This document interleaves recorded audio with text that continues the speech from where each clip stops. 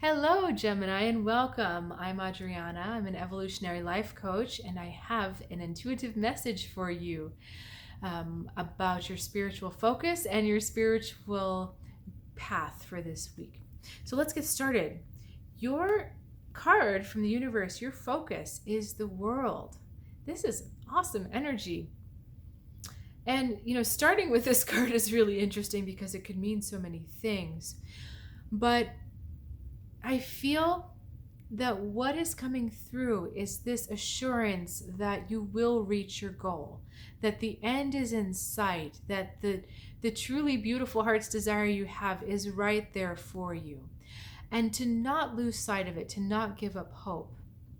Depending on what other cards come up, that may kind of shift the meaning of this card a little bit for you, but it still will stand that you need to keep the end in your sights, that you need to really keep faith, keep belief, and keep trusting that what you have wanted and what you have asked for is coming towards you.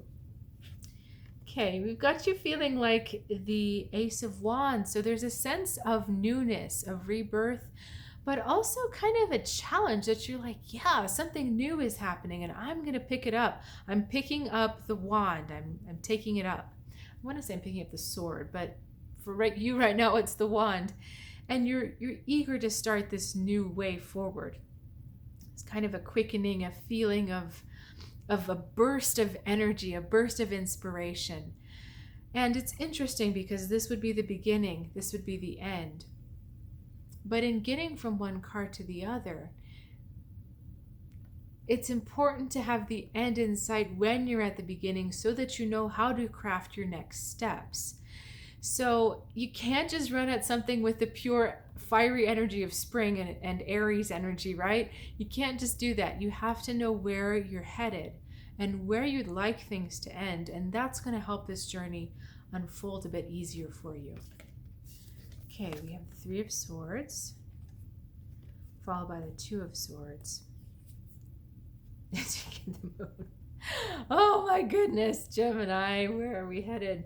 Okay, we had all the light from here. I'm going to put them down. Three of Swords, Two of Swords, and the moon.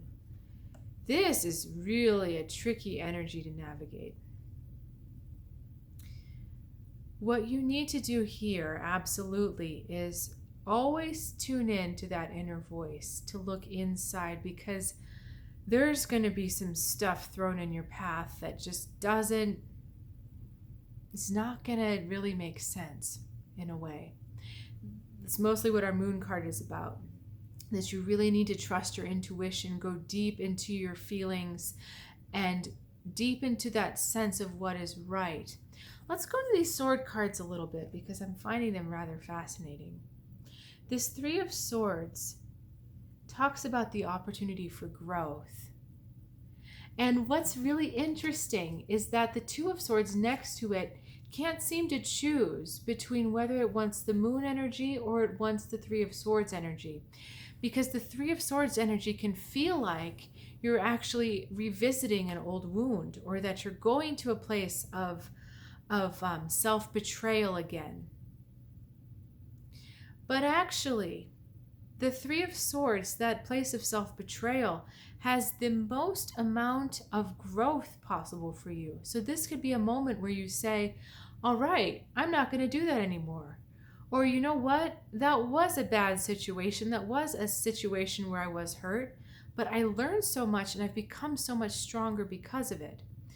It's not something where you have to stay or revisit it. It's actually just going back to an old place and saying, okay, that's what you were for me. Thank you. But because you don't want to go back to that old place, there's going to be the tendency to try to go somewhere else and to delude yourself into thinking that this might be a better pathway forward, but it's not. So again, we're drawn back to the beginning of the reading. Remember where you were going. Were you going for a sense of wholeness? Were you going for a sense of accomplishment, a sense of completeness, a sense of growth? What was that goal you had? Where are you headed? Because when you know that, when you're faced with this path in the woods, in this place in the woods where you're kind of bifurcated, or you're unsure, you're at an impasse of, do I go left, do I go right, do I go forwards, do I go backwards, where do I go? Knowing where you're headed is going to help you through this indecision, is going to help you through this moment of uncertainty where you're not sure exactly what to do. But just remember that sometimes things that can appear challenging, things that appear that you've gone through them before, can actually be very good for you because they give you an opportunity to really grow and resolve them finally. There are times when it's better to remove yourself and never look back, but there are also times when old energy comes up for us so that we can truly resolve it and release it and move on. And when we do that, we know that we've grown. So interesting things to think about, Gemini. Really amazing cards for you this week. And thank you. That was a fun reading. And thank you for sharing your time and your energy with me. I'd love it if you would like, comment, or subscribe. It does really help support the channel, and I super appreciate it. You are also invited to check out my website, trueguidancetarot.com. It's finally updated, and I have a new offering, 3-hour guidance packages, and you're welcome to check them out. So I would look forward to seeing you next time. Either way, have an awesome week, Gemini.